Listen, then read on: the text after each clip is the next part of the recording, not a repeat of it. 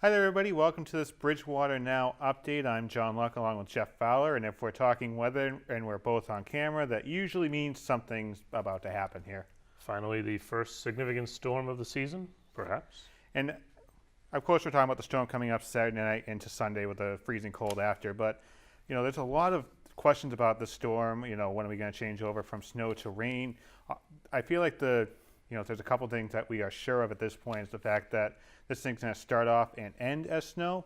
We're going to have a time of freezing rain, and Monday morning is going to be just downright dangerous to go outside.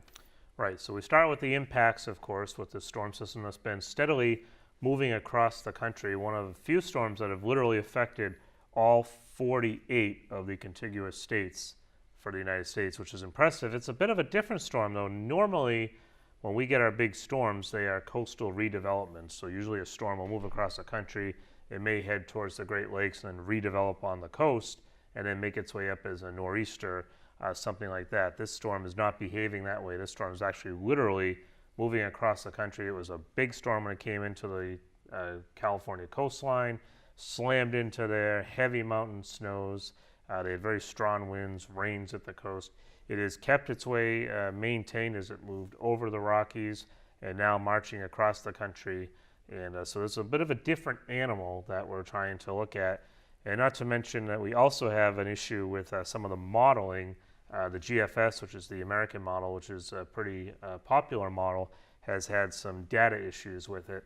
And the folks responsible for fixing that up have been furloughed. So it's a little bit of a different scenario here that we're kind of moving through, and we're just using some good old-fashioned science, and we do have a high-impact storm that's making its way towards us. So I think as we look at the surface map here, I think one of the more unique things about this storm is the fact that, typically we're in the snow area, we're in the rain area. It's not really typical for us here in Bridgewater or in southeastern Massachusetts that we have such a long extended time that we're at risk for freezing rain, which most of the time is some of the most dangerous precipitation that we could get. Right, so that's been the big theme today is we do have a risk for ice developing here really Sunday morning into early afternoon.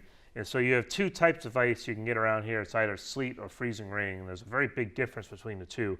Sleet, the less of a concern. It can make things somewhat slippery, but it's basically just ice pellets that are falling down, bouncing off. Yes, they may collect here and there may be some slippery patches. It's really that freezing rain. If we end up getting that, you can have a sheet of ice essentially everywhere you turn, and that definitely will impact trying to walk down the sidewalks, driving on the roads. It really does kind of slow things down. It can also have a strong effect on our power lines, so power outages can become an issue. And I think something interesting to note here is the fact that we've had some pretty cold temperatures, so the ground, which typically soaks up the rain, especially your lawns, your yards, and things like that, they typically soak up the rains. But it's just been so cold that the ground's frozen, so once you get the rain on the grass, it's going to pond, and then you're going to have an ice rink, which is a big issue. So that leads to another issue. The other item of concern is a potential for a flash freeze on Sunday night. So that's not something that we see all the time, but what a flash freeze is basically is when you do have that standing water, your puddles, any of your slow melting from the snow, if we do have any that melts during Sunday, everything just freezes over. It's like frozen. So basically, Jack Frost comes in, blows over, and anything that you do not treat on Sunday will be freezing solid for Monday morning. So maybe this works out pretty good for snow removal. If you have to go out, shovel out your car, shovel out your driveway, go out there early in the morning on Sunday, because we are going to see a changeover to rain for a little while before we start to see the temperatures crash and we have that flash freeze come into play. As we look at the hour-by-hour forecast, you're going to see here that by Saturday at 6 o'clock, we'd have clouds, but we haven't really got into the snow. Really, I think, looking at some of the models, and you can correct me here, but looks like by the time we get to 10 o'clock, 11 o'clock, that's when we start picking up with those 1-2 inch per hour rates. Right, so that really comes in towards midnight tomorrow night into the early morning hours, and that's important because there's a huge difference if you change over at 4 a.m. versus 7 a.m. That's 3 hours. If you're coming down at 1 to 2 inches per hour, that obviously affects your snowfall accumulation. The other wild card here, as we see later on Sunday afternoon, any kind of changeover we have to rain is going to change back to snow, and there's the potential for another small little system within the big package here. We call them vortmaxes in scientific term, but it's basically just a little bit of a shot of adrenaline, if you will, that comes into the main system. It's another little burst of energy, and there's a potential that that could also cross our area later on Sunday afternoon. If that were to happen, then we could change back to not only snow Sunday afternoon, but we could change back to heavier snow. And if that were the case, it would keep snowing right on through to 6, 7, 8 o'clock Sunday night. And anything you did shovel early in the day would just be replaced with another several inches of snow. That's why there's still a lot of players involved here. We're recording this on Friday afternoon. We've still got 24 to 30 hours to go here, but we've got to see where all of these players kind of come in. I guess what to take from this entire discussion is that we're definitely going to have some snow overnight Saturday night. That's going to be the first thump, and I think that has the potential to drop 4 or 5 inches easily. And then we have to see, when do we change over and how significant that changeover is, and do we in fact see these numbers with ice, because it only takes really 1/10 to 2/10 of an inch of ice to be on the trees, on the power lines, especially in a town like Bridgewater, which is already susceptible to power outages. Now you add a 20 to 30 mile per hour wind gusts, and you're talking about some definite significant impacts here. So, keep that in mind as well. You may want to fire up that generator, or definitely have those cell phones and tablets charged, especially if you're thinking about watching a football game on Sunday night. You might have to stream it through your cellular network on your phone if you don't have any power here. And that's the big question, because a lot of people are going to be going out for the games, going over to friends' houses, going out to a restaurant, watching here. We see these almost quarter-inch ice rates here. Just how dangerous is it going to be to go out and drive? We're talking 5, 6 o'clock in the afternoon. Right. So again, it depends. If best case scenario, storm just continues on its way. First batch moves through. It snows and changes over Sunday morning, and it wraps up early afternoon. And then you just have to be careful, and it's the typical winter precautions. If that second system kind of gets involved with this, things slow down, we continue to snow heavily, or we stay with that ice. If we do actually see a quarter of an inch of ice, there's really not going to be anybody going anywhere Sunday afternoon, I can assure you that. And one factor that I don't know if we got to yet was the wind. You saw on that hour-by-hour forecast, by the time we get to Monday morning, the wind chill expected for the Bridgewater area, 25 degrees below zero. That's dangerous. You're going to get frostbite within 20 or 30 minutes here, and that just speaks to the wind. So, if the power does go out, you're going to have to allow the power companies time to get out there and get up in those bucket trucks, because I know the wind has to be at a certain level before they can even think about going up there. Right. So that's the concern with this system. We're going to throw some accumulations up here on the map, and I think Bridgewater right now, we're right on that borderline between 3 and 6, 6 to 9, something like that.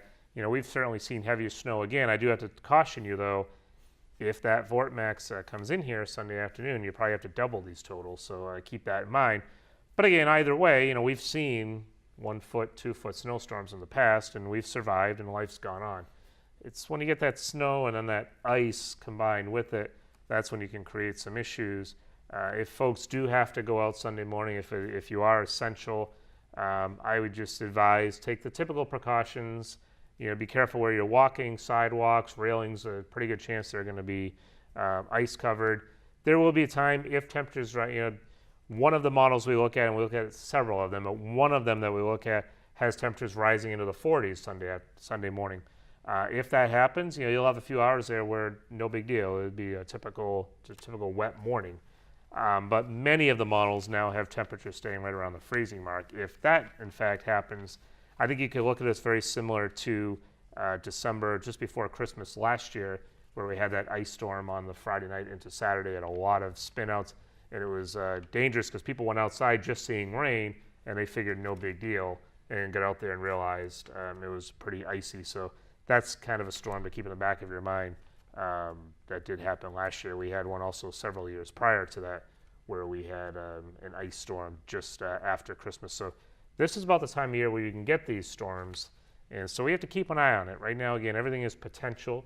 I'd keep that in mind. The world's not going to end. I wouldn't stop everything you're doing, but just kind of keep it in the back of your mind that if you are considering traveling, especially on Sunday, allow yourself a lot of extra time and keep an eye on the conditions, whether it's snowing, raining, or if there is ice coming down, or that flash freeze on Sunday night. If people are going home from events Sunday night, that's really where you got to allow a lot of extra time.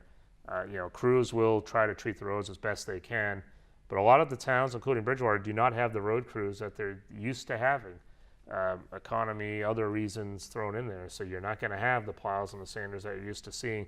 So especially those untreated roads may go untreated for most of the night on Sunday night, and that's going to be kind of dangerous. So if you can find a warm place to kind of hang on Sunday, probably best to go with that. Get your buffalo chicken dip Saturday and Saturday night, yes. then you can enjoy it Sunday and Monday. Absolutely. I think the one thing that works out here perfectly is the fact that this takes place on a 3-day weekend, so schools aren't really affected. Town offices are closed. A lot of businesses may have altered their hours. So from a scheduling standpoint, this might actually work out for the best. Yeah, I mean, this is the best case scenario, I guess. Of course, there are some events tentatively scheduled for Monday with Martin Luther King with the holidays. So, I think you'll probably be able to get to those Monday. Just realize you're going to have to wear layers.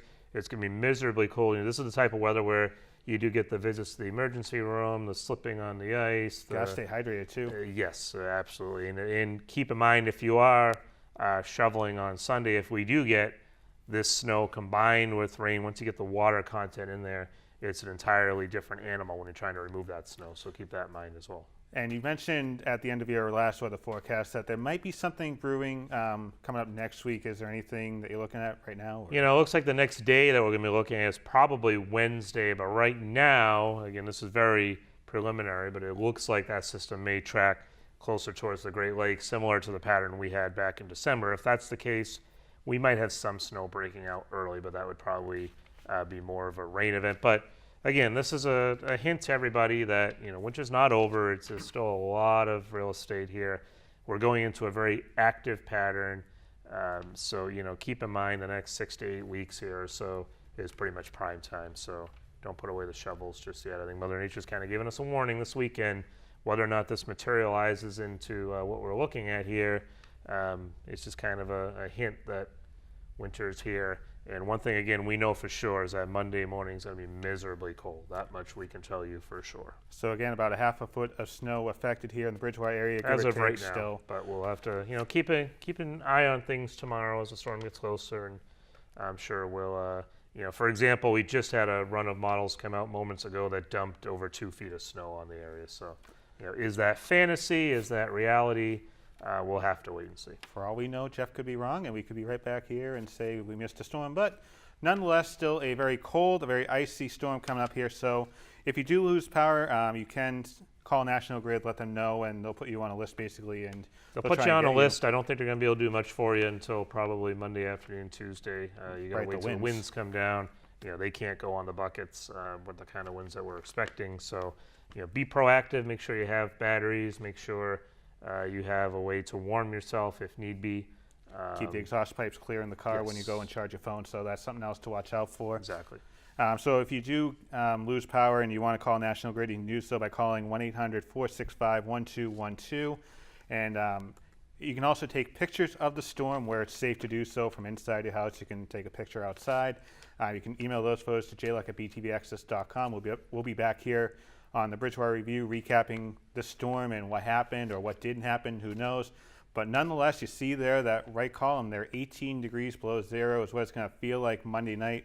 Could be a very cold time here in the town of Bridgewater. So for Jeff Fowler, I'm John Luck. Thanks for watching. Have a good weekend.